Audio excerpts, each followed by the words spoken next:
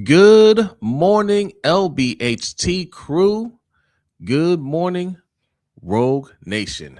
Look, man. Look, we gotta get this. We gotta start off with this, man. I mean, I jumped in the stream yard and I was like, "What the hell's going on? What's all this? What's all this? What's all this pinkish, this reddish color? What is this, man?" Blair Davis hooked us up with the $50 super chat. Salute to Shout out. you. Good morning. Blair says, "Good morning, Jose and Hendo. If you're in the Northeast, stay safe during this winter storm. I'm in Delaware, and we've gotten about 18 to 20 inches of snow, a new record for us. Wow. If you were in EDC shoes, how big of a signing bonus would you give Lamar?" First of all, thank you for the $50 super chat. Really appreciate that. Listen, man. Look. In case you didn't know, just like I want to make sure you're getting the most for your money. YouTube likes to take 30% of these super chats. So if you want to give large donations, listen, however you want to give it to us, that's cool. But if you don't want them putting their hands in your pocket, Cash App $ LBHT show, or just sign up for our Patreons, patreon.com/LBHT show, patreon.com/ROUG. But thank you for the super chat. Thank you. 18 inches of snow over there. It wasn't that bad over here. We got like an inch and a half. Yeah. If that much. They try to. My job tried to give me the school thing. 2-hour delay. I'm like, how about no? How about I stay home? Now I actually would have gone to work, but all the kids are here today. I can't do it. How big of a bonus will we give Lamar? As big as possible. The one that, first of all, whatever deal Lamar gets, I mean, he's got to be the highest paid quarterback in NFL history. That's just the level he's on, right? Him, Patrick Mahomes, Josh Allen, like they'll cycle through that as their contracts come up, right?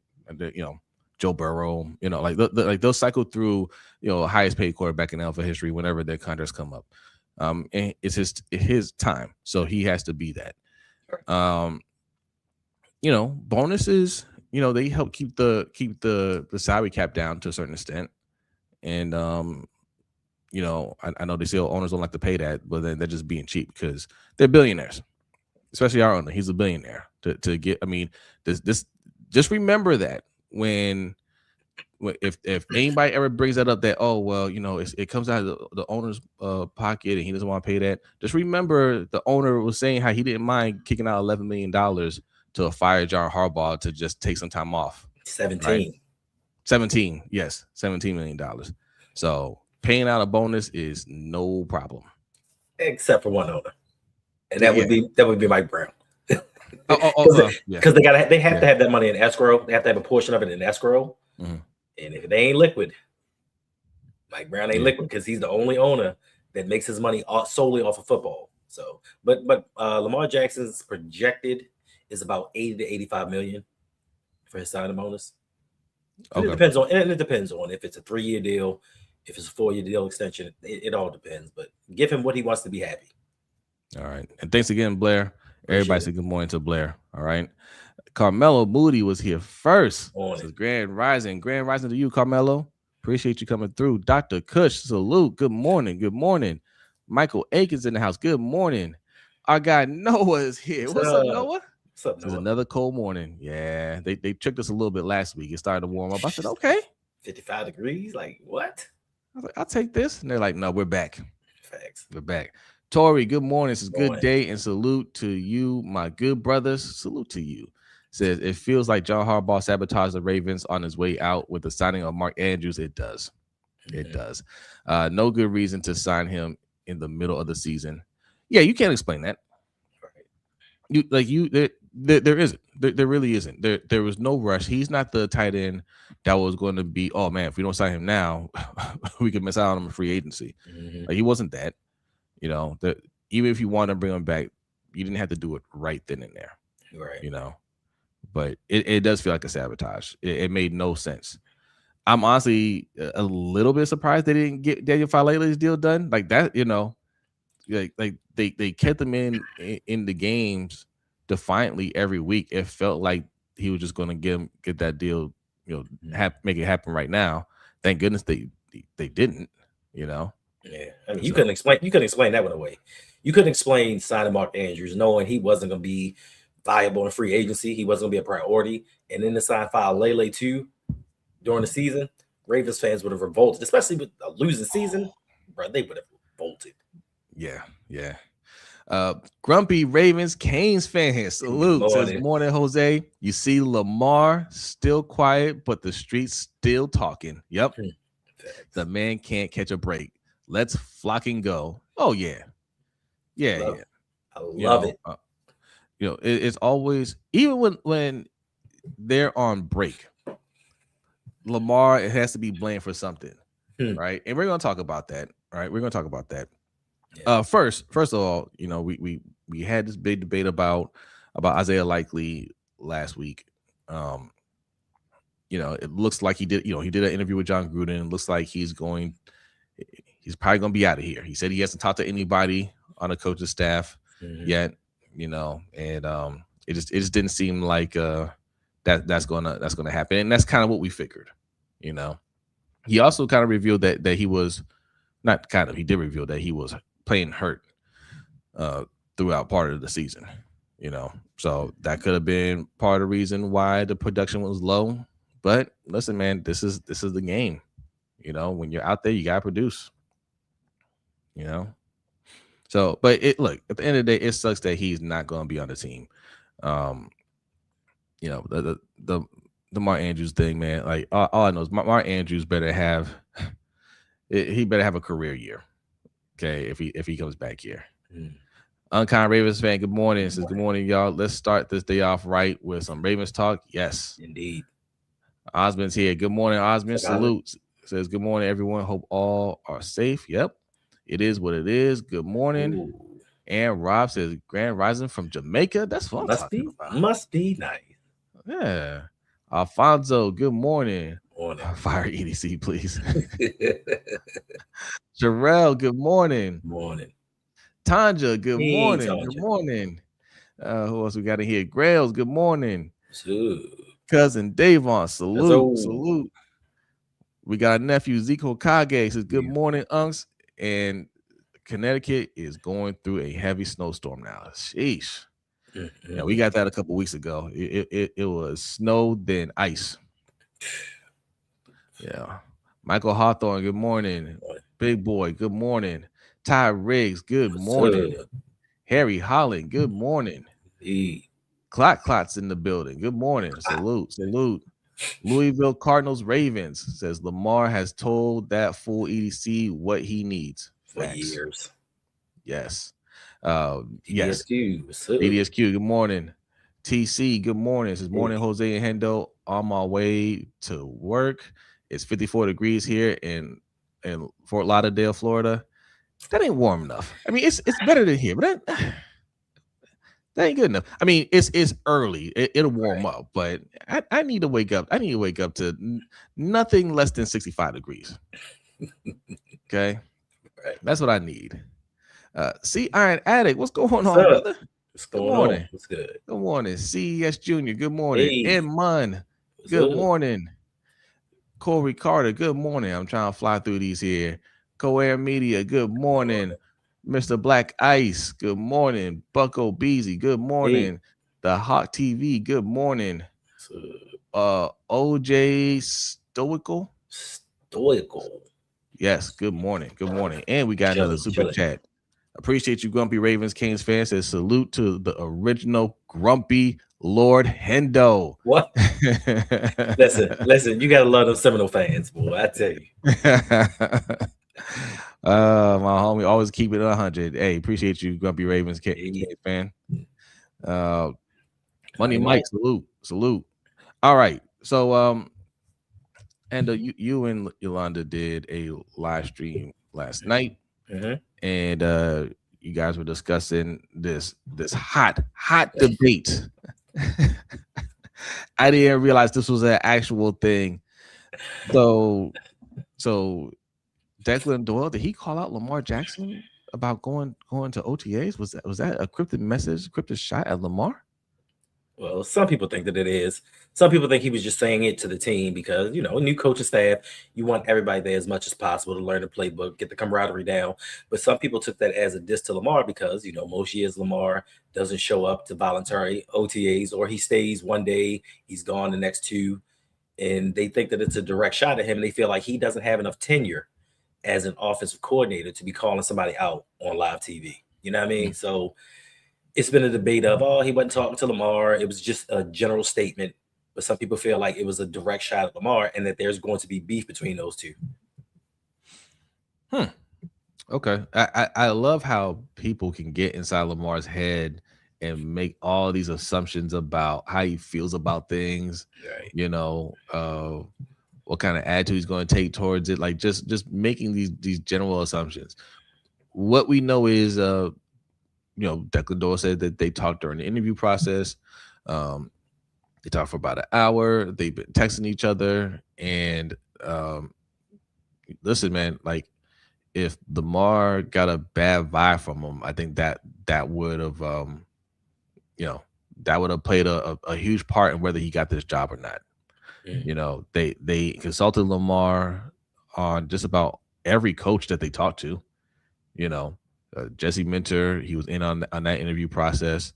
Uh, Declan Doyle, they were in on he was in on that interview process.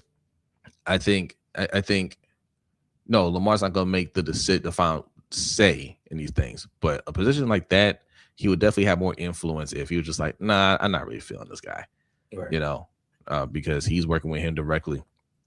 And I don't take that as a shot or a diss. Even if he's speaking generally and he's like, yeah, that includes Lamar. I'd like to see Lamar at OTA so we can go over this new stuff. That's not a diss. That's not calling them out. That's like coaches want full participation from their players. If they don't show up, then it's not the end of the world either. You know what I mean? Mm-hmm. But this isn't something that's got to be all dramatic. Everything doesn't have to be a big deal. Like it does when it comes to Lamar. Like when you call out of work, is that do we have to figure out like what's going on? Like why is he not work? Man, I didn't want to go to work. All right. All right. Sometimes you have those days. I'm not coming in. No excuse. I'm not coming in. It's wild. I mean, yeah, it's right, especially right now because it's such a dead period. We are starting the scouting. What's up, Black? We're starting the NFL Combine today. We thought that there was going to be some other news, but unfortunately, it just hasn't happened with the Lamar extension. So they got to find something to talk about. They got to find something to debate about, something to bring up. And Chad Johnson went nuclear defending Lamar. He went nuclear. He was real upset. This is like, bro. It's just a talking point. Let me guess. Let me guess. Shannon Sharp went the other way. Kind of, sort of. He ain't go as hard as he normally does, but he just was like, if you want to win a Super Bowl, if you want to be a participant, you have to do it from the start. Every quarterback that's gone to the Super Bowl has gone to voluntary OTAs. That was his stance. And Ocho was like, isn't he a two-time MVP? Isn't he the guy that went out there and down there broke a lot of records without OTAs, so he don't have to be there? And he called Declan Doyle peanut head. He was like, who is he? Who is he to be questioning Lamar Jackson? But then he calmed down a little bit. But like I said, it's just a talking point. It's just something to be discussed. Yeah. And my money would be on he probably does show up, right? Because listen, man, like Lamar seems more invested in this team than just about everybody, right? Like he's the one that every year seems to get better. Like I said this on the LBHTShow. Like, why is he the only one that comes back more improved? Why can't the coaches do that? Why can't the GM do that? Why is it always Lamar that has to reinvent himself a little bit and get even better? Right? He's the only one. All right. But he'll do it again because he's that type of competitor. He's that type of leader. He'll show up. He's gonna be all in on this offense. And I'm with Coach. Coach Evans says it. I think he's gonna have another year where we're just like, man, we looking at the greatest quarterback of all time here. Yeah. Ty Riggs, what's going on? Says you ain't I ain't gonna lie. I don't think it was a shot more than just facts. It's just going to be a completely new offense. As much reps and knowledge as possible should be appreciated, not ridiculed. Yeah, yeah. I mean, of course it wasn't a shot. Why would any coaches just got here take a shot at their quarterback? Right. Unless you're stupid. You know what I'm saying? Of course it's not a shot, you know? I mean, unless you're saying, oh, we're just trying to get him up out of here. Yeah. You know? Yolanda, good morning. Good morning. But anybody would love somebody that kind of holds people accountable. Like that's what we needed as a coaching staff. Somebody that was responsible, an adult in the room that keeps them responsible. And he's showing everybody that nobody's outside of reproach. You know what I mean? So if I can go to your superstar and say, hey, bro, I need you here as a leader of this team. I need you to be around and show everybody what they need to do. Then he's going to do that with everybody. Keep it a buck across the board with everybody on the team. And you garner more respect for that. So I don't have a problem with it. But if it was a direct shot, I would just call him up like, bro, I need you here. Yeah. Right. Like, because his words were he wants everybody at OTAs. Yeah. Well, that's everybody, right? If he said I really need Lamar at OTAs, like that's different. But if he says I need everybody at OTAs, then he's talking to the whole team. Yeah. But I think it was the comment where it was like, yeah, if you want to win a Super Bowl, like you said, then you'll be here. And I think that was the part that people took as a shot at Lamar. But isn't that funny? Isn't that funny when he says, hey, if you want to win a Super Bowl, I need you here. We automatically think Lamar's the only person on the team that wants to win the Super Bowl. Are there no other competitors on that team? Right. Like that goes to show the level of performance he's had versus the other players on the team, other than Derrick Henry, because him and Derrick Henry, I even throw Zay Flowers in there. Zay Flowers wants it, but they're the only ones that are playing like they want to win a Super Bowl. Right. That's why our minds go to Lamar Jackson, because the other ones, like is Roquan, is he playing like he wants to win a Super Bowl? Doesn't feel like it. Even Kyle Hamilton. I'm sorry, I call it Kyle Hamilton. I know he played through. I mean, he played hurt a lot, But did his play show that we trying to win a Super Bowl, bro? Like anybody in that defense, right? So when you hear these things, it's like, oh, it's a shot at Lamar. Oh, the rest of those guys don't matter. That's why we keep saying defund the defense. And it goes back to your point. When the Ravens lose or something bad happens, it's always Lamar. It's never this high-priced defense. It's always, Lamar should, Lamar could, why didn't Lamar? It's never about, Kyle Hamilton. Y'all say he's on a Hall of Fame trajectory. Why he have 0 interceptions? You know what I mean? Yeah. But it's always about Lamar. What's up, Agnes? Good morning. Facts. Yeah. Lamar is definitely invested in both his team and his personal life. He took a $750,000 hit to skip OTAs like 2 years ago. Yeah. And that's his business. Right. That's his business. And it's also giving money back to the team. Like if they don't have to pay out these bonuses, because he does it almost yearly. That's money that goes back into the cap. People don't look at it that way. They just look at it as, he's not here. There you go. They always want him to give back a little something. There you go. Right. Here's $750K. Spend it wisely. Josh Allen is OTAs. Ooh. That wasn't a big deal. Black Daniel says Marlon has been quoted using the same phrase. Was he calling out Marlon specifically? No, I don't think so. I think he is just doing. He's 29 years old. Okay, he has some go-to coach speak phrases to say that he was taught to say. Okay. Yeah, like some of those things he's just like, okay, I should say this here, whatever, right? No, I don't think that was it at all. To me, it just feels like this team everybody, like I get that feel. I don't know about you, Hendo, but I feel like everybody on this team, like the coaching staff, is big on communication. They're big on everybody be on the same page, including the players. And this is how the Seahawks operate too, right? Like Mike McDonald wants that those players to take ownership of their playbook. You know what I'm saying? Not just the coaching staff working at them. Like they want them to communicate well. Like you know what I'm saying. And to do that, yeah, you need everybody participating. And I think that's going to go a long way to being a dominant team. Next year and the years coming up. So, and then I guess if you look at it, this is his first opportunity to be an offensive coordinator. So of course, the media portion of it is going to come. Like you're going to learn what to say, what not to say, how to phrase certain things. And being that this is his first time, he may be nervous. Who knows? If you looked at Anthony Levine, you like, yeah, you've never been in front of a camera before. So, yeah. So I guess it comes with time. Yeah. Yeah, Cold Cap gets a pass. Nobody, it's all good. It's all good. He was like, I like to thank Jesse, and I like to thank EDC, and I like to thank yep, that's it. Right. It's all good though, man. It's all good. He talked about one of the players flying in to support him, man. That was love. I like that.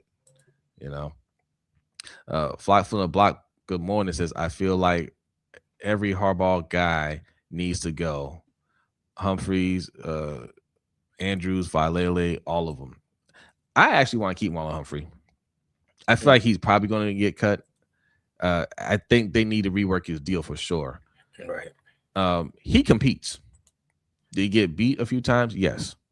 Do I think it was always on him? No, I do not. I don't think every time was on him. I think more than a couple of those times he's gotten beat, there's some miscommunication there. But he's too much of a leader to call anybody out publicly, right? He's going to take blame up for it and just keep it moving from there. But you can just tell, if you go back and look at some of those plays, you can just tell that he thinks somebody's supposed to be up top. They're supposed to be playing the zone, and then there's nobody back there, and he's kind of recovering to make up for that. I don't think it was all on him. Some of that is on him for sure, but I don't think all of it is. But I don't think he's completely washed, not at all. And with defensive-minded head coach, a better defensive coordinator, I think they put him in a position to really ball out next year. Mm-hmm. Yeah. I mean, some of it is technique. Yeah. A lot of it. If we look at Nate Wiggins got torched as well. So as a whole, this defense underperformed. A lot of it can be put on the defensive coordinator. So, can he bounce back?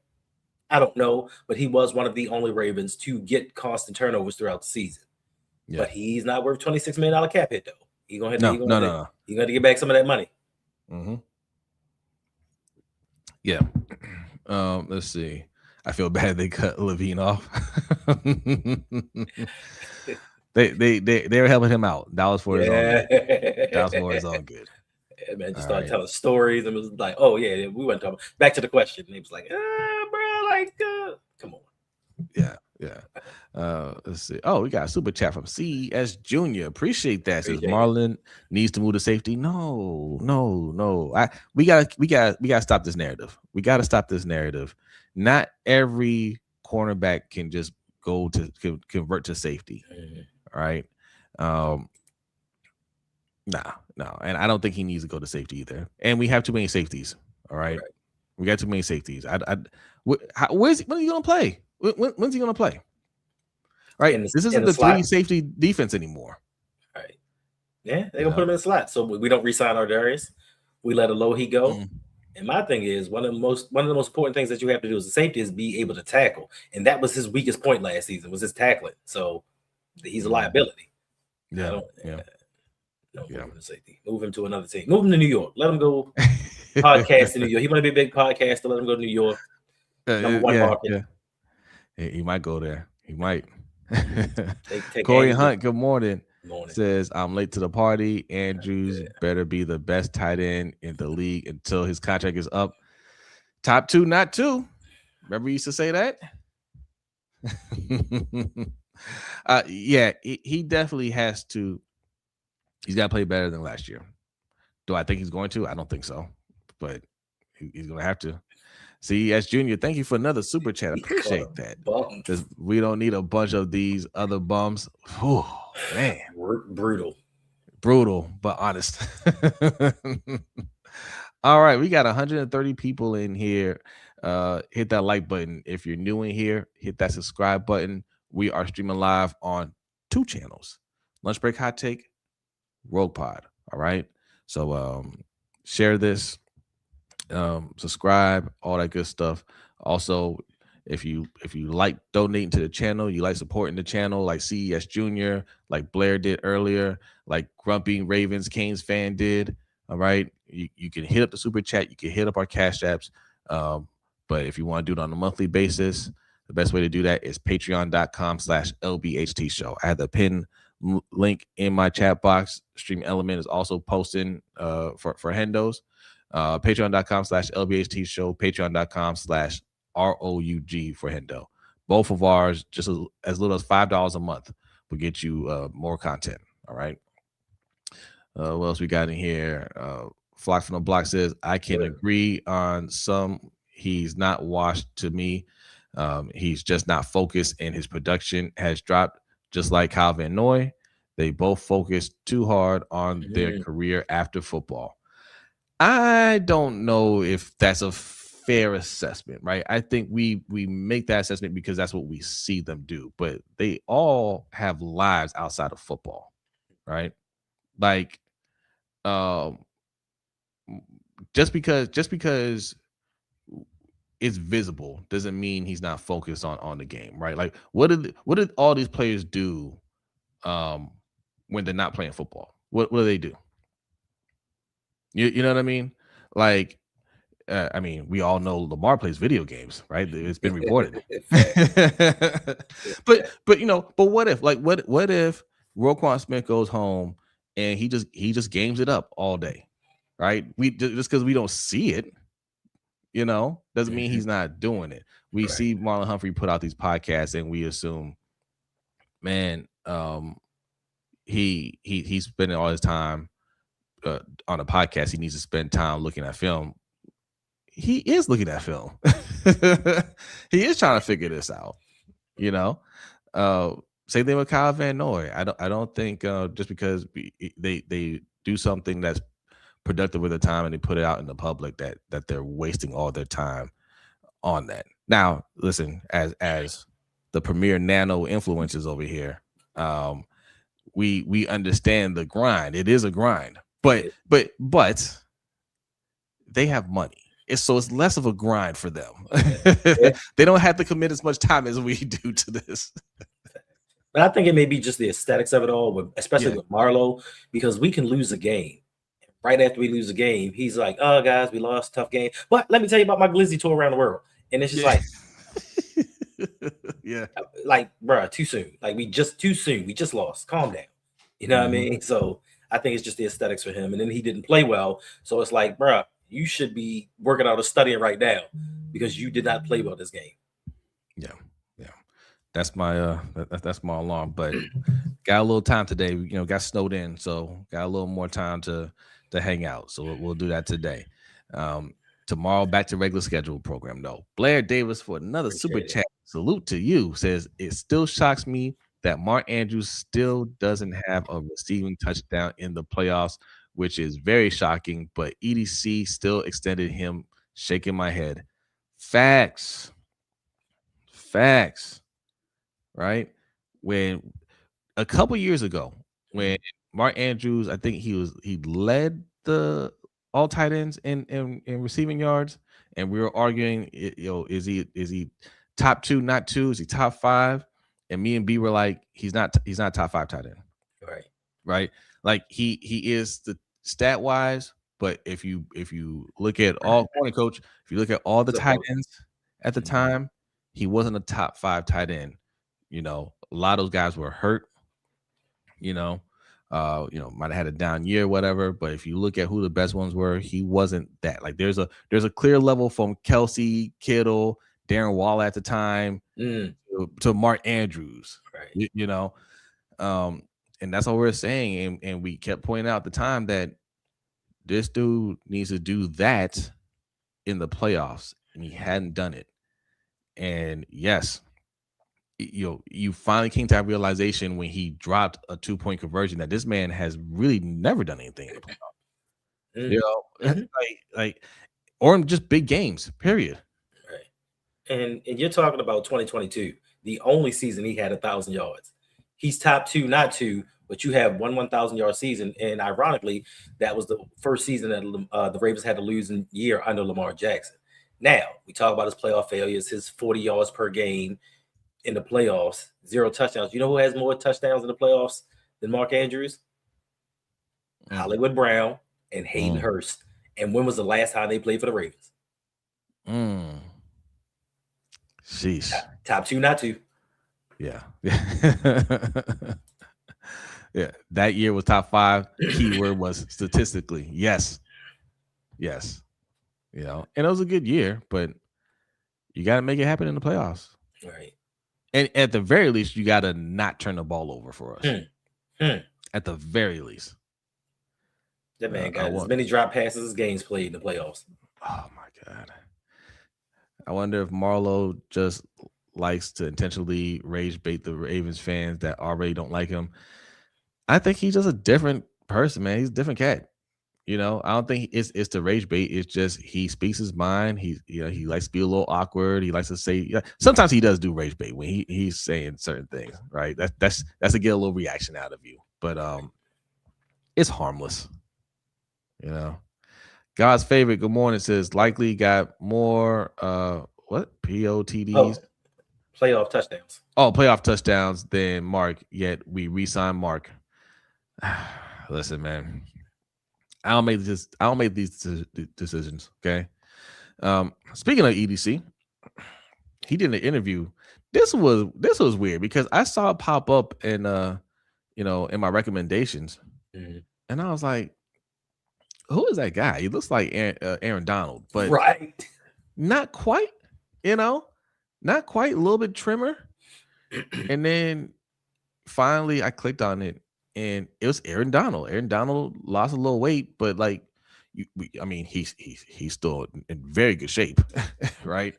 But Aaron Donald and 2 other guys that they're just doing an interview with EDC. That's just kind of awkward to see, right? But I don't, and I wonder too, like when was that interview done? Like they edited it pretty heavily. I'm not sure how well it can't have been that long because they talked about Tyler Linderbaum. He talked about Tyler Linderbaum and the need to sign him. Right. That's one thing I picked up from that. And he said, "Hey, look, we're still working on it." And he said that they really, really want to get that deal done. So that's one of those things where we were thinking maybe they're not going to pay him. They're ready to move on from him. But what he said there tells me they're just trying to play. They're trying to play the game while they can. They got time to negotiate and try to get that number down as much as they can. But when it's all said and done, they're gonna make that work. Right? It's just too. They got too many holes to fill on that O line, and he said that. And he said that in the interview too.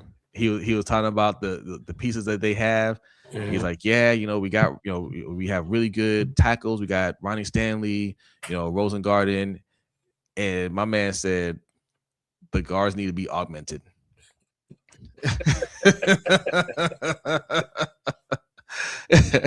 CES Junior, appreciate that super chat. Says y'all take it easy. Have to clock in. Right, hey, thank you. Hey, yeah. Hey, 30% today. 30%. Okay.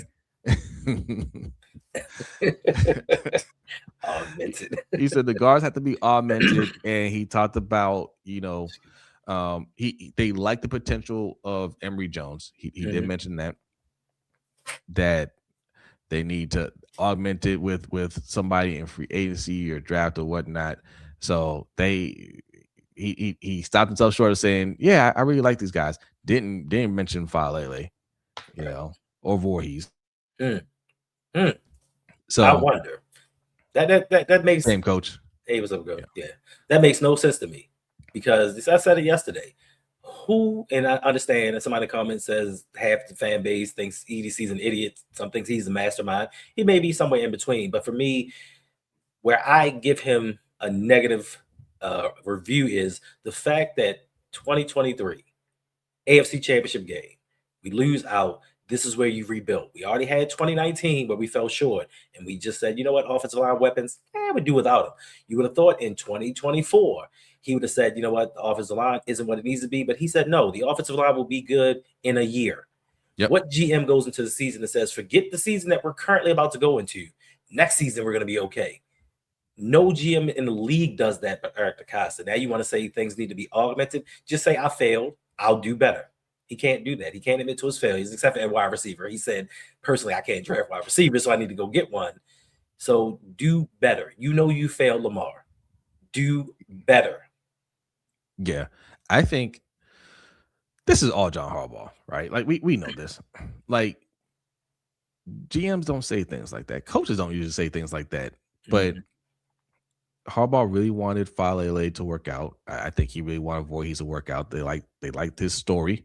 And he just went along with what his friend was saying. Look, man, I'm telling you, they need a little developing, but we'll be fine. They're going to get better. And EDC was just trusting what his friend said. Right. And they're telling the owner, they're telling Steve Bisciotti that same story. And this past season, they didn't get better. Right. And that was one of the things that Bisciotti directly addressed in the press conference after they fired Harbaugh, was that the O-line didn't develop like it should have. So that's going to get better one way or another this year. Yeah, I hope it does. But like you said, for John Harbaugh, it's the reclamation projects. It's to be able to say, oh, I took this kid from Australia and I groomed him, and look what we turned him into. We took this guy who was injured throughout college and we made him. I did that as a coach. He wants to be able to say he did it to make up for the Puka Nacua pick that he just loved and banged his fist on the table for. And I told everybody we had to have him. But they ignored you on Puka Nacua, but they listened to you for Ben Mason. Right. A fullback in the 5th round. But you could take a wide receiver in the 5th round that was productive.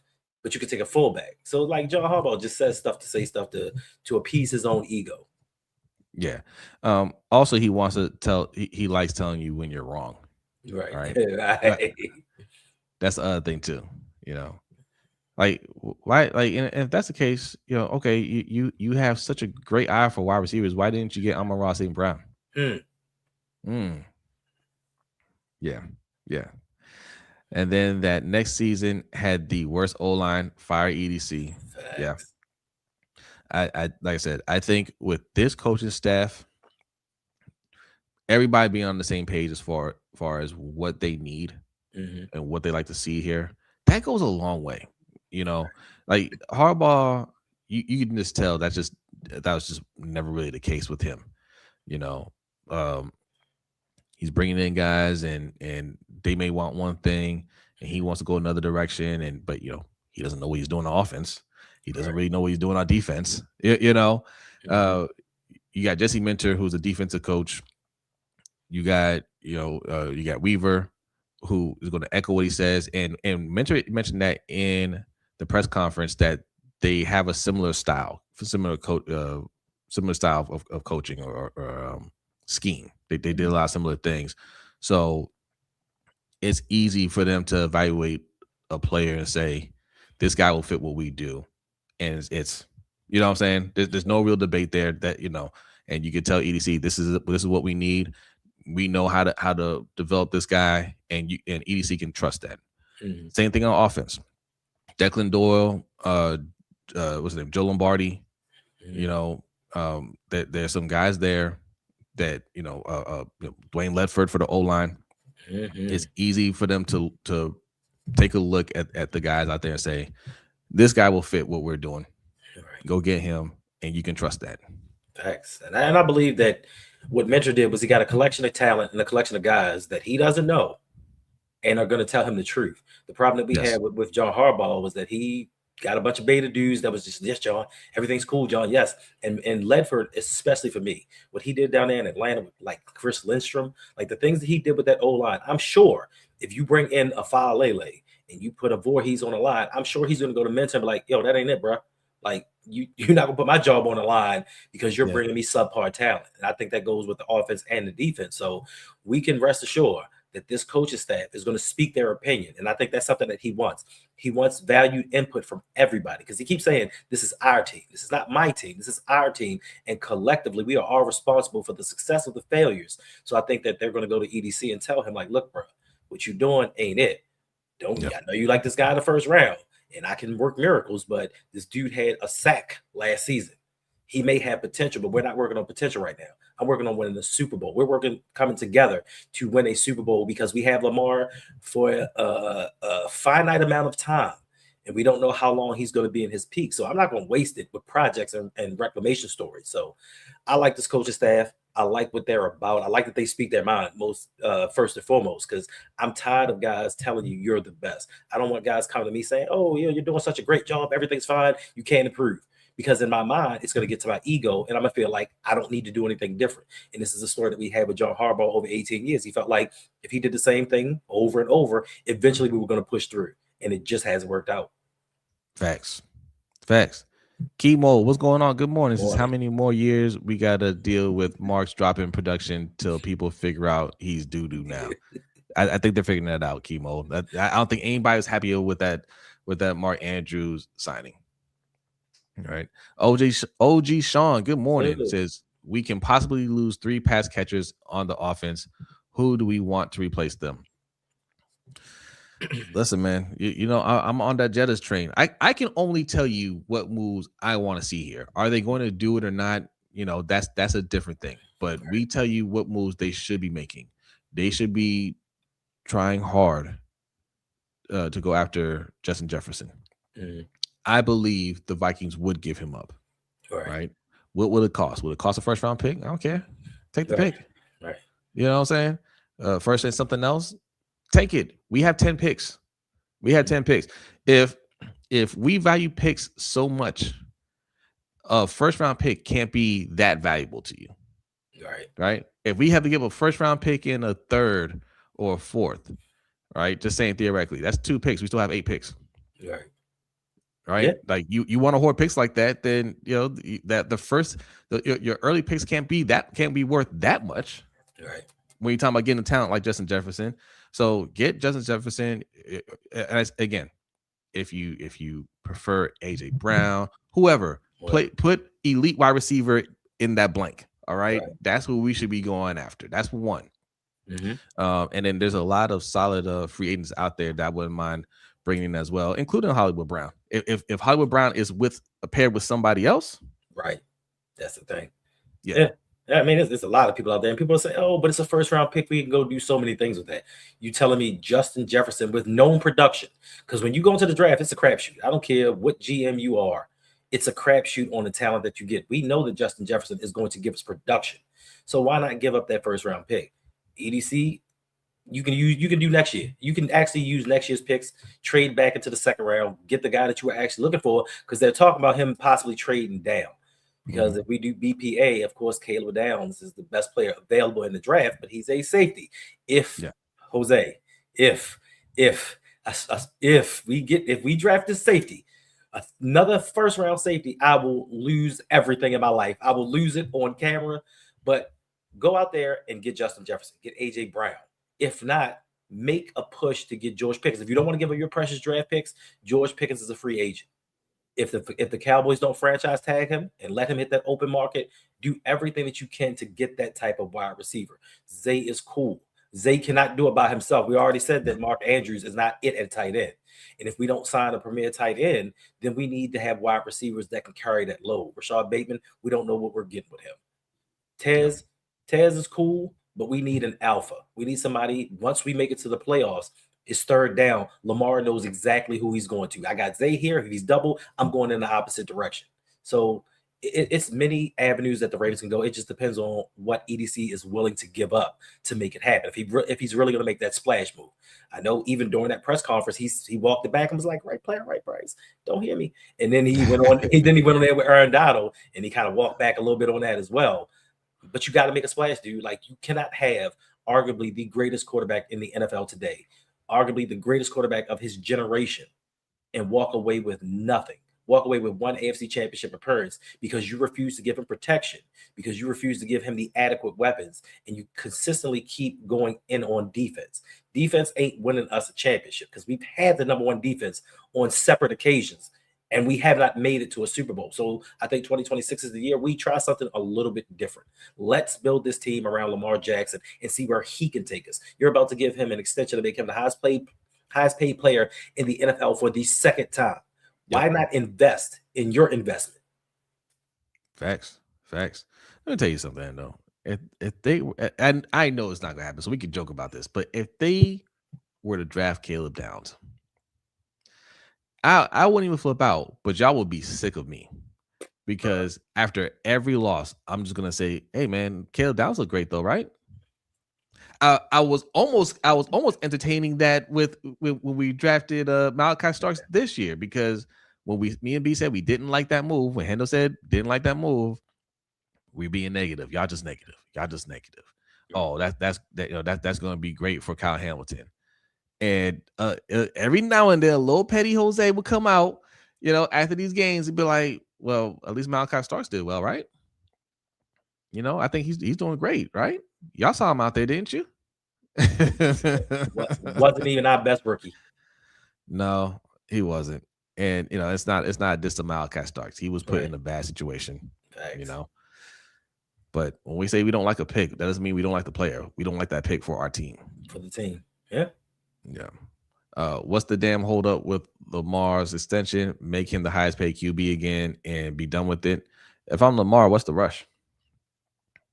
Right? Especially how things went the last time we had to do a deal, and you got the whole league to collude against me. I'm not in a rush. I need to make sure you're doing everything that you're supposed to do.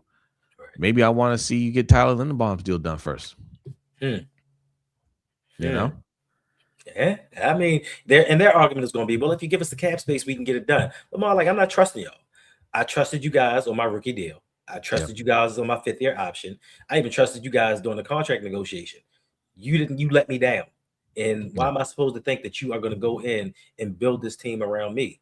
I don't think you're going to do that. I think you're going to go defensive. You hired a defensive-minded head coach, which he may not go in that direction. But in Lamar's mind, he's like, yo, I'm not stupid. Y'all may think that I am. I'm not stupid. And I'm also petty. I remember what you put me through the last time. And I'm going to make you sweat it out for this to happen. Like he's like even when he signed his deal, he signed it on draft night. Like, you know what I mean? He waited till the very last minute and was like, all right, y'all, since I want y'all going into the draft to look for a quarterback, I'll sign now. Lamar knows what he's doing. He's not in a hurry. And the Ravens know if they need cap space, there are so many moves always. They know there are moves that they can make to free up some cap space if they need it. It doesn't solely have to be on Lamar Jackson. They just make it seem that way. So everybody talks about, well, Lamar's not team friendly. Lamar's not trying to give back to the team. Like, why isn't your $100 million inside linebacker who's let you down the last 2 seasons? Why aren't you talking about renegotiating his deal? Right. You know what I'm saying? Right. Why aren't you going to now be saying, bro, I don't know if you can play anymore, but let's renegotiate your deal?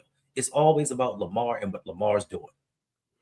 That really should be one of the priorities too, is redoing Roquan Smith's deal. He can't keep playing at $20 million a year. And I think his cap hit is like 26, 27. Yeah. We can't. No, man. Yes, Madubuike, he got to get back some money, whether he can come back or not. And you guys know how I feel about Madubuike. I love Madubuike. I don't want him coming back unless he can really come back. I don't want him putting himself at any elevated risk. Right. So, but yeah, he's gonna have to get back some of that money too. That's where they need to focus if they need some money before they get these deals done. And by the way, they have enough cap room to get Linderbaum's deal done first. They have enough for that, right? The Lamar's deal is going to give you more cap room. and he's under contract. Like he doesn't have to have his deal done before free agency starts. Right. He doesn't have to. He's not going anywhere. Linderbaum has to get his deal done before free agency starts. Mm-hmm. Right. If we realistically want to keep him. So that's where the focus needs to be. And it seems like it, to their credit, it does seem like that's what they're trying to get done first, to really show Lamar, like, look, we're taking this seriously. Right. Now can you give us some money so we can go and sign this guard over here or whatever? But yes, I'm sure Lamar and Lamar's agent, his mom, have made that clear. Like, what you gonna do? What you gonna do with this O-line? I think everything we talked about in the season, we're starting to see a little bit. I think Lamar and his mom, they might have taken some of our advice a little bit. You go to the owner and say, hey, yeah, Lamar would love to extend. He would love to finish out his career here. What are we doing about coach though? Right. Right. What are we doing about a coach? Okay, cool. I hear you. Go on. Hey, how you gonna protect my son? I'm just curious because John said that he wanted to bring everybody back and let's run them back and everything was fine. What do you think, Steve? You think everything's fine? I don't know about that. Okay, you fired him. Cool. Like, how, what's the O-line gonna look like next year? Right. I need those answers. I need those questions answered before my son does an extension with you. Oh, you need some cap relief? Well, this is what I need. This is what I need first. Right. Fact. Listen, Miss Felicia is on it. She is on it. And like, as a father, if I'm watching my son play week in and week out for the first 4 weeks of the season and seeing him get annihilated, just getting hit every other play, he's getting rushed every time he drops back. Yeah, I'm coming to you and I hear that you want cap relief and you want us to do what's best for the team. I need you to do what's best for my son and my client. Yes. You know what I'm saying? And I think that she's on. I think she's been on it. Like, bro, listen, when we get to this off season, if changes aren't made, we're not signing an extension. And I think that they knew that going into the off season, because like Bashadi said, one more week. If we would have made that kick, one more week, he was determined. He was determined that he was going to get rid of John Harbaugh this off season, no matter what happened. So, bro. Hey, Kobe, shout out to you, man, for the super chat. Appreciate that. Says Lamar going to hold out until they have to cut Marlowe for cap space. He's tired of those dang podcasts. Seriously, though, his contract is his leverage. It is. And I love what he's doing. I love what he's doing because he's using it as leverage while also there's no, like, he's not threatening to leave. It's not one of those things like, hey, get this done or I'm out. Like, no, get this done or I just play out my contract. Because that's the other thing too. This is his contract. This is the kind of contract that they gave him. He's honoring the contract, right? They're the ones that want to not honor the contract and redo the deal so they can get cap relief, right? They're the ones doing that. He's just saying, hey, I'm willing to help you out, but this is what I need first. And, it's something that, like black quarterbacks, especially that's been in his position, have never really done before. This is something I wish Cam Newton would have done in his prime. Right. To say, hey, I'm not doing an extension until you give me some help. Like you gotta use your leverage when you have it. And that's exactly what he's doing. And it is clearly working. It is clearly working. Yeah. So. And it's sad that he had to do it himself because, a lot of these coaches and GMs have been around the league for a very long time. And like you said, if EDC just looks back at the Cam Newton situation, yes, they invested in defense, but offensively, you gave him scraps. He was fortunate enough to take his team to a Super Bowl, but they could have won it if you'd have gave him a viable wide receiver, like a real number one wide receiver. If you'd have had a backup running back instead of what he Fat Mike Tolbert instead of him, what I'm saying? Yeah. They could have done some things. They should have learned from what happened to Cam Newton and how they burned him out before his career was ready to be over. And you look at here and say, well, Lamar, and even Cam says it, Lamar is better than I am, better than I was. But yet and still, we go out here and say, you know what? I'm experimenting with this 7th round pick. We're going to take this guy and transition him from not even a good tackle to guard and hope that he protects Lamar. And if it doesn't work out this year, we'll give him next season to see if we were wrong about what we thought the first time. Nobody does that but us. None of these other teams are doing that. They're surrounding their quarterback with offensive line help, and sometimes it doesn't work out. or they're giving them weapons to get the ball out their hands faster. They're giving them offensive coordinators that schemes around having a lackluster offensive line. But with us, we do all. We say, you know what? Take away his wide receivers, give him a horrible offensive line, and give him an offensive coordinator that bows down to the head coach and doesn't really know what he's doing. Because we in year 3 of Todd Monken's system, we're still running long developing plays for our wide receivers, knowing that this offensive line couldn't block. A smart offensive coordinator would do the quick game. We didn't do that. So you failed Lamar on multiple levels, and they haven't learned from even just watching ourselves since 2019. And it's crazy to me. No, 100%. Like those long developing plays and like no options for check downs. You know what I'm saying? You know, like you said, no quick plays. Like, yes, when you know you can't protect your quarterback, you have to be able to adjust. You gotta make up for that with screen passes, you know, plays that get the ball in his hands faster. You gotta help out a little bit. And that was Todd Monken's flaw. I don't think he did a bad job overall, He didn't. But that was a flaw for his, and it clearly frustrated them. And it's like, look, we trying to do one thing, and the O-line is preventing us from doing that. And also, I got John Harbaugh telling me when I can and can't put Derrick Henry in the game. Facts. This is, and listen, don't let anybody. John Harbaugh will never own up to it. He never will. And there'll be people that will argue this point. But that has always been John Harbaugh. That's all. Anytime you don't see your best player in the game, that is the head coach. Thanks. So those times where Derrick Henry goes missing, that's because of Harbaugh. That's not anybody else, right? That's him meddling in the offense when he's not an offensive minded coach. Right. But even a defensive head coach. Listen, I think Jesse Minter, if Declan Doyle continuously runs the wide receiver jet sweep and it ain't working, I know he's gonna be like, bruh, don't run that play no more. Stop. Yes. Do not do that again. Like, we're losing yards. Stop it. Not John Harbaugh. I think Jesse Minter knows a lot more about offense than we're giving him credit for. Former wide receiver. Yeah, I would think. And I would think that, and for me, I would think that conversely, whatever side of the ball you on, you know a little bit something about the other side because you're scheming against it.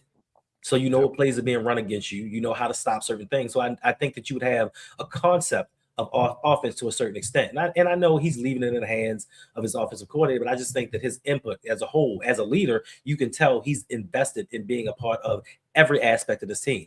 Unlike John Harbaugh, who fakes over there with his play sheet, just sitting there like, yeah, guys. Is the camera on me? Oh. Is it gone? Is it gone? He's so fake, man. Kobe, appreciate the super chat. Thank you. Says, this is probably Lamar's last contract where he can dictate terms, facts before he signs, as he has to trust the team won't waste the rest of his prime. Yeah. Thanks. Absolutely. Reese, good morning. Good morning. No, but you're absolutely right though. Like he has to take advantage of this. He's doing everything right. As fans, like we want to see this stuff happen now. We want to see him extend. We want all these things to happen now, but you know, we just gotta wait. Gotta be patient. Look, man, over 200 people are watching this program right now. Nice. Salute to y'all. Make sure you hit that like button. If you're new, subscribe on both channels, Lunch Break Hot Take, Rogue Pod. We are streaming live both places. All right. Yes. If you're over on Twitter, X, come on over here and hit subscribe. Make sure you're following and turn on the notification bells because we stream often. Okay, we stream often. We get a lot of content. Yeah, and if you are new, we don't usually go this long in the morning. These are usually about 30 minutes, but it's a snow day today, so you get a little extra content. But we are going to get out of here soon. Yeah. And then I'm sorry. No, go ahead. Oh, I was going to say, listen, make sure I'm needing y'all to subscribe. I am 373 subscribers away from 9,000. Let's go. I'm trying to hit that 10 before the season starts. Yes. And it's going to happen. We're going to make it happen. All right. So road to 10K. That's a big deal. It is. That gets Hendo out of the nano influencer category. Listen, it's micro. He become a micro influencer. I don't know which one sounds more disrespectful, but Right. I think micro, because when you say nano influencers, most people don't know what you mean. yeah, yeah, So, yeah, so it's yeah, like, oh, yeah. you're a nano influencer. That's what's up. But when you say micro, they know that means small.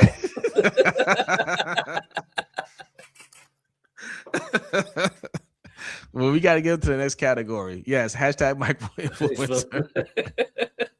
I'm trying to be like Coach. Yo, we got it. Yes, yes, 10K. Yeah, we gotta we have to campaign to change these names because they are highly disrespectful. I'm gonna have to send a letter to. It's not just a YouTube thing. It's an influencer chart. So it's how sponsors view you, Mm-hmm. right? So it's not just for YouTube. It's any social media, Twitter, Instagram, TikTok, Exactly. whatever. They look at your following, right? Mhm. Following slash subscribers. So anything under 10K, you consider a nano influencer. 10K to 100K, you're a micro influencer. 100K to I think 500K, you're a macro influencer. And then 500 to a million, I forget what they call it. And then anything over a million, you're a star slash celebrity, whatever. Five, Right. 500 to a million, they're called paid. Yeah, yeah. Listen, I'm trying to get paid. I'm tired of working 2 8-hour jobs. Like, Yeah, yeah, it's killing me. facts, facts. Listen, give me to 100. We gonna make that money stretch. All right. Facts, facts. Um, Hendo be influencing these nano bits. Yeah. Yes, let's get Hendo to 10K, LBHT to 5K soon. Yes, hey, we're at 3,000 right now. We're speeding through it. Yes, indeed. We're speeding through it. Y'all just keep doing what you're doing, man. Really appreciate the support. Dave Raven says, EDC, let us know free agency is going to be weak for us, but the fans want Lamar to take a team friendly deal. How about that? Yeah. How about that? That is built-in excuses, just like John Harbaugh. Built-in excuses for when it doesn't happen. It's like, as I tried to tell you, we made the call. It just didn't happen. We tried. Well, you didn't have to try to sign Mark Andrews, but you did. Like, you knew, you like, as a general manager, to me, you should know that right there. Just being as cash strapped as we are, year in and year out, this is the most money we brought forward from a season in 10 years. And your first inclination is, let me re-sign Mark Andrews. Let me extend Mark Andrews for 13 million per season, even though he's going to be over 30 years old. His production is waning. The injuries are starting to take its toll on him, and he's giving me absolutely nothing in the playoffs. 13 mil is what you thought, and Isaiah Likely wasn't even an option to you. You knew once you signed Mark Andrews, Isaiah Likely was pretty much off the table. And he was gonna, even if you wanted to offer him a contract commensurate to whatever, you knew that he wanted to be tight end one. He wants to be the star of the show at the tight end position. He wants to help Lamar, and you can't do that when you have Mark Andrews on this team, because he is a Ring of Honor recipient in the future, and it will never be Isaiah Likely's team from the tight end position. So you knew he was going to leave. You did that as a GM. I don't care what John Harbaugh did. You knew as a GM that there was a possibility John Harbaugh was going to be fired. I'm sure you and Bishotti had conversations about, bro, if the season don't turn around, I'm letting your boy go. But you want to keep his people around, and knowing that he may not be here next year, and you're hamstringing yourself and painting yourself into a corner where now what are we going to do?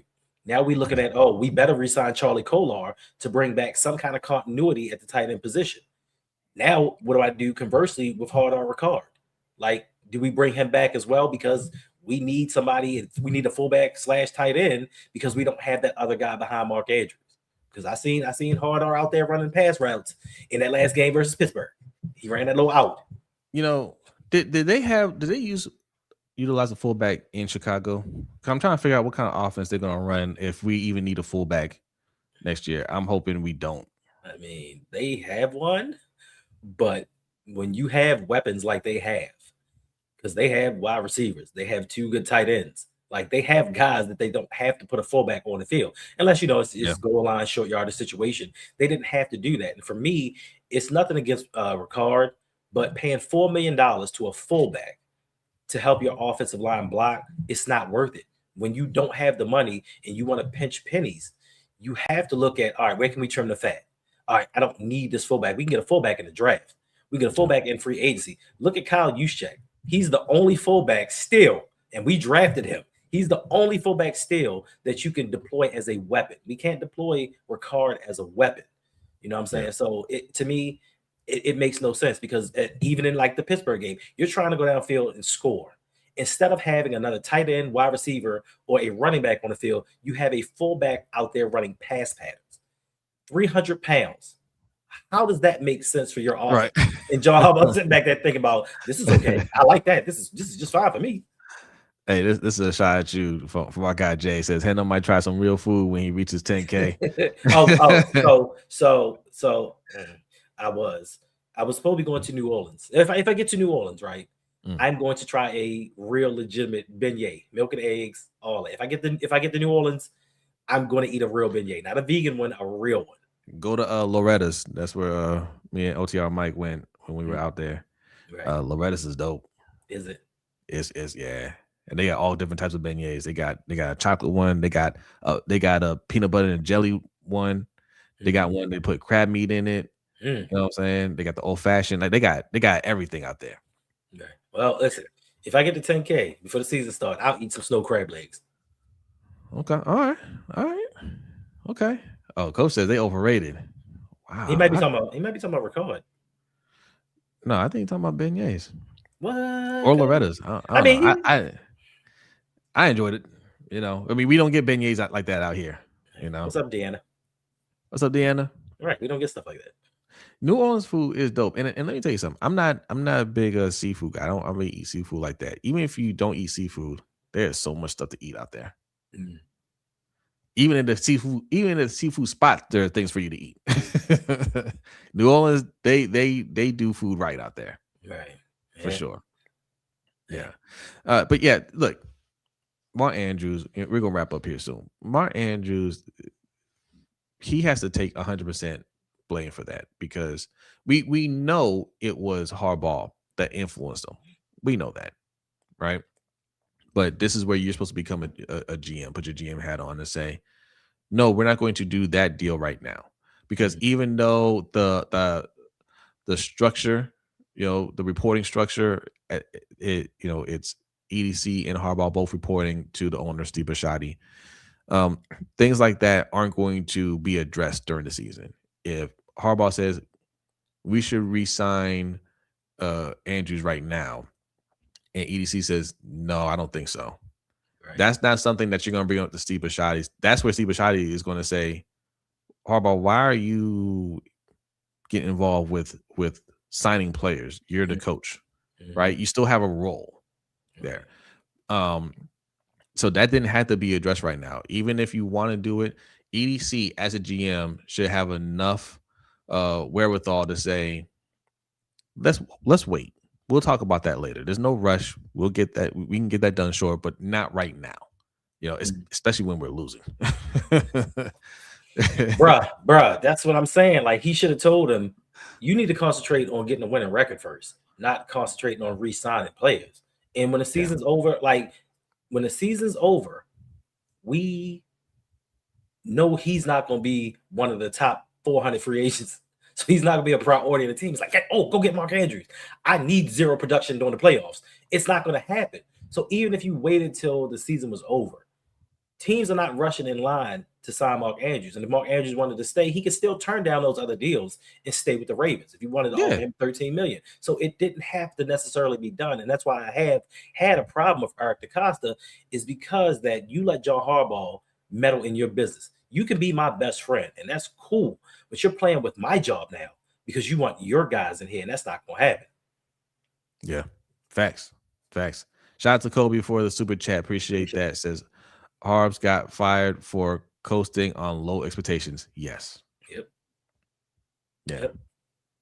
Super Bowl of bust. Super Bowl of bust should have been his mantra. With the talent that we've had in Baltimore, he should have been saying, yeah, we need to make a Super Bowl with this team. But he was like, oh, that's stupid. When you guys talk about that, I just think your guys are idiots. No, John, you're the idiot. And that's why you are no longer here. Thank goodness. Yeah, see, Coach hating on beignets. He says, "Get me a donut." Listen, I love a donut, so I mean, I love a donut. But beignets are cool. They're cool. I mean, I wouldn't call them overrated. How high are they rated? You know, but yes, I prefer a donut. I'm with you, coach. I prefer a donut, but beignets are cool. Yeah, yeah. Harbaugh's punk EDC 100%. Yep. Practice squad EDC. All right, we're gonna get out of here. As Hendo said, the combine is this week. What are they doing today? Just measurements and stuff. Probably so. Yeah. Yeah. As the week goes on, we'll start to see some workouts, and we can discuss who improved their draft stock. I think it's funny, even in 2026, a fast 40 time will change the hearts and minds of the best evaluators out there. Mm-hmm. All right. I told B that years ago. I was like, hey, this dude, he could run a 4.43. He's like, yeah, he's not that good. I said, yeah, but I'll put him in the first round. And he's like, no. I said, listen, fast 40 times will change the hearts and minds of even the most seasoned evaluators. Yep. Okay. You see a guy that you got to, he's all right, second or third round, but he runs a 4.340. Let's move him right on up that right on. Well, I didn't know he can run like that. You know, oh, he can jump that high. Oh, okay, all right. So he's got some explosion. He got speed. He's an athlete. All right, bet he can run in a circle. And how fast? Yeah. Oh, wow. And to your point, John Ross at the time had the record for the fastest 40 time. He was a solid receiver, but we saw what that record 4.2 speed did for him in the NFL. Nothing. And it can do the opposite too. Somebody that you see you have good tape on. Mm-hmm. This guy does everything, but the 40 time isn't what you thought it was. You're not as high on him anymore. Who was that kid? It was a cornerback. Did he go to the Patriots or the I can't remember. It was a cornerback. He was Will Campbell, I think. Oh, for Michigan. I think he went to did he go to the Vikings? Well, one of them, but he had some injuries and ran a slower 40 time than expected, and a lot of teams were down on him. But he showed this season. Oh no, Will Campbell. I think that's who it was. The kid can play. No, it's not Campbell. Oh, Will. I think it's Will something. I know exactly what you're talking about. Yeah, because he was coming back from an injury. Mm-hmm. He's come back from an injury. I'll look up his name. I want to say he went to the Vikings, but yeah, his stock dropped all the way. And Will Johnson. Thank you, Coach. Johnson. That's yes. who it is. Thank you, Coach. Yeah. Kobe, thank you for the super chat. Says fast 40s is like an NFL BBL. Facts.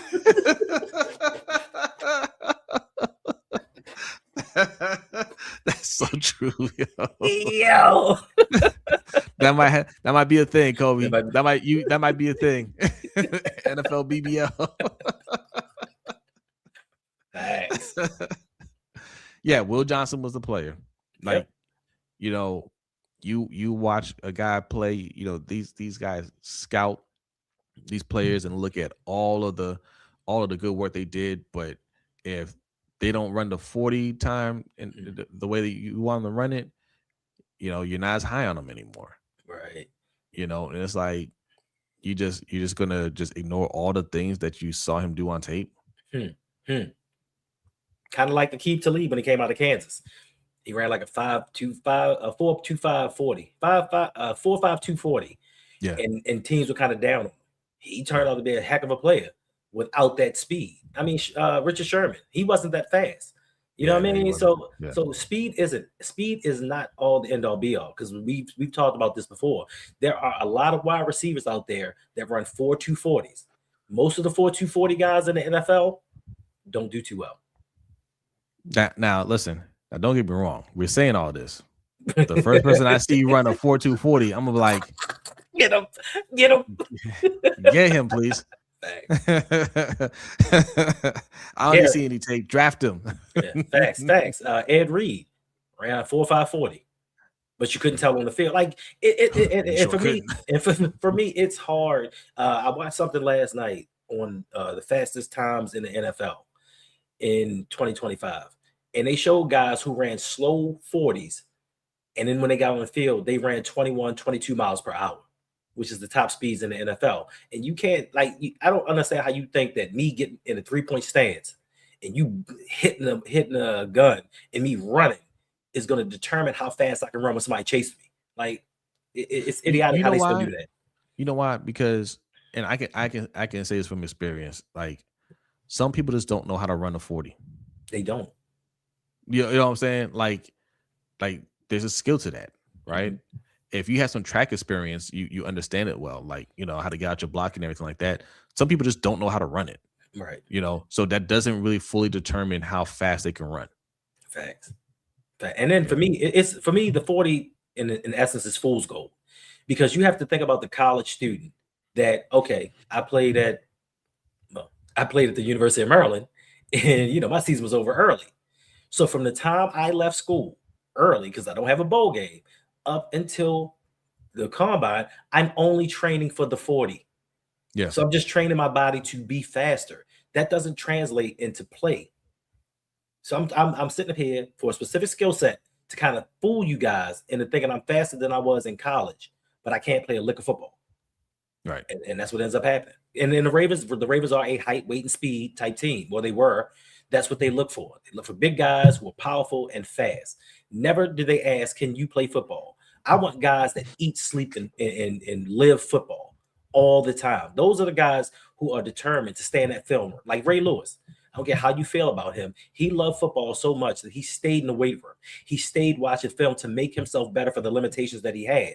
If you don't love football, if you're in it for the money and the fame and the accolades, you're going to show up. And sometimes off of natural talent, you're going to play well, but you're not going to try to improve yourself. You're not going to try to make the guy next to you better.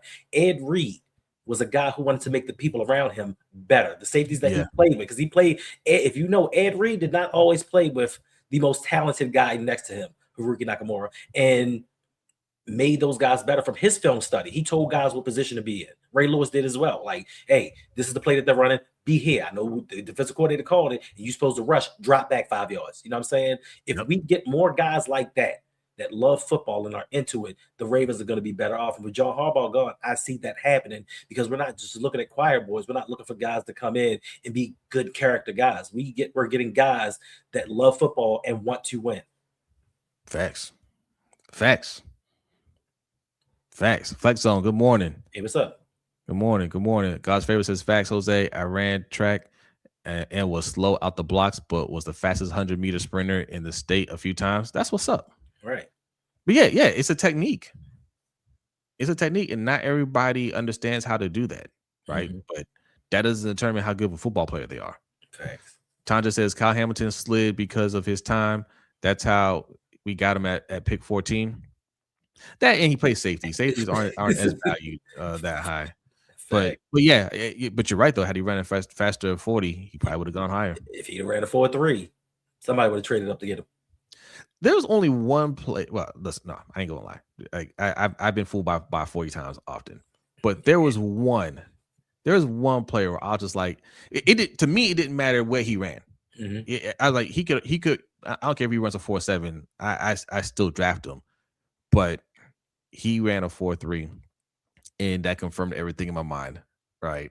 And that was Calvin Johnson because Mm. Calvin Johnson wasn't going to run the 40 time. Got to the combine, saw everybody running, and he said, "You know what? Let me borrow somebody's shoes real quick.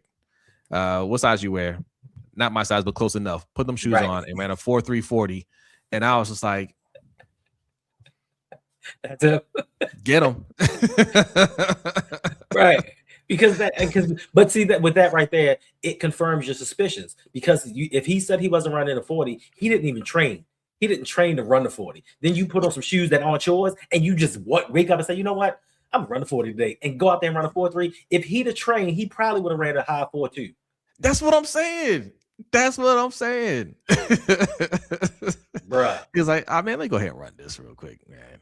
And did that there, but you can't teach 6'5". For you young ones that didn't get to see Calvin Johnson play, man, you missed out. Bruh, You the missed only out. wide receiver you will ever see get triple team. Yeah. And I don't mean they ran zone or they shifted coverage to him.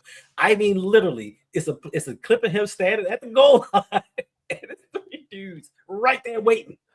He's the reason why people say, "Hey, we need a big body wide receiver," Facts. right?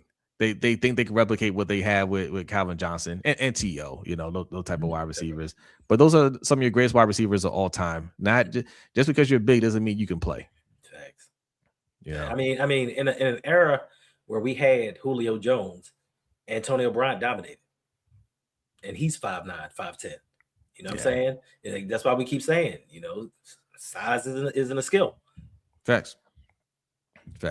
We just need talent here, and we're gonna get it. I feel good about this team. I have faith this year, and we're just going to we're going along with the ride. So player evaluations or combine this week.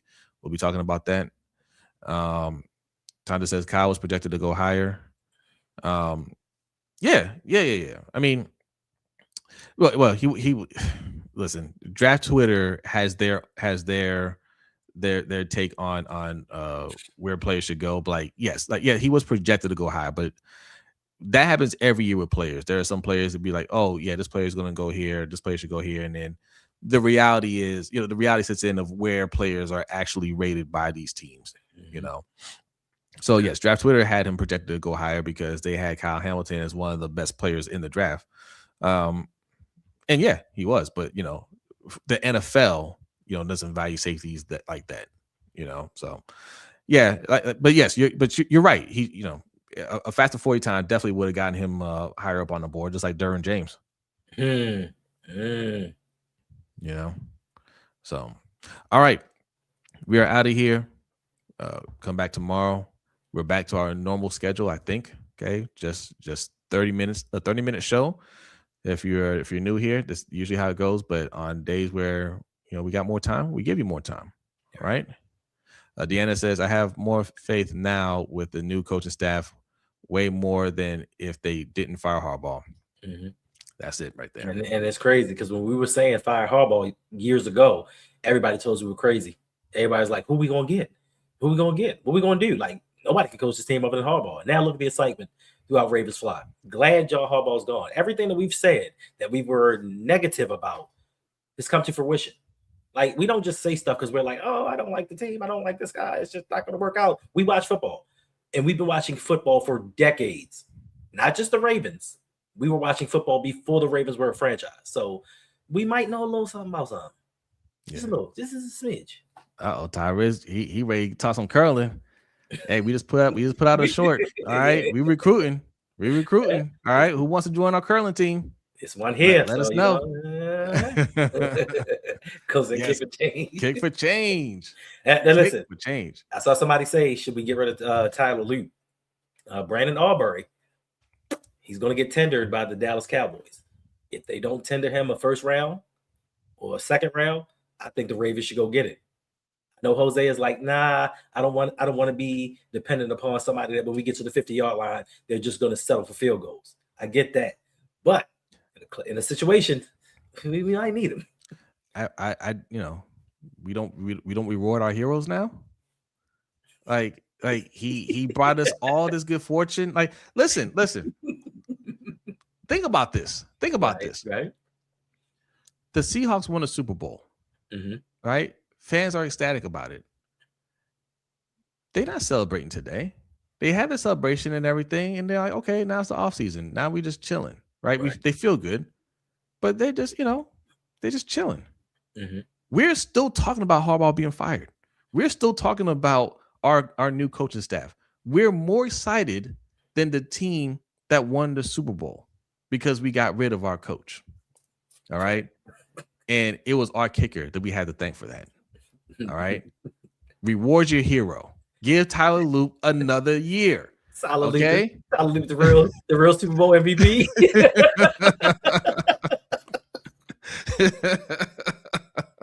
He the real MVP. All right, y'all. We get out of here, man. Y'all enjoy your day. Be safe out there. We'll see you tomorrow.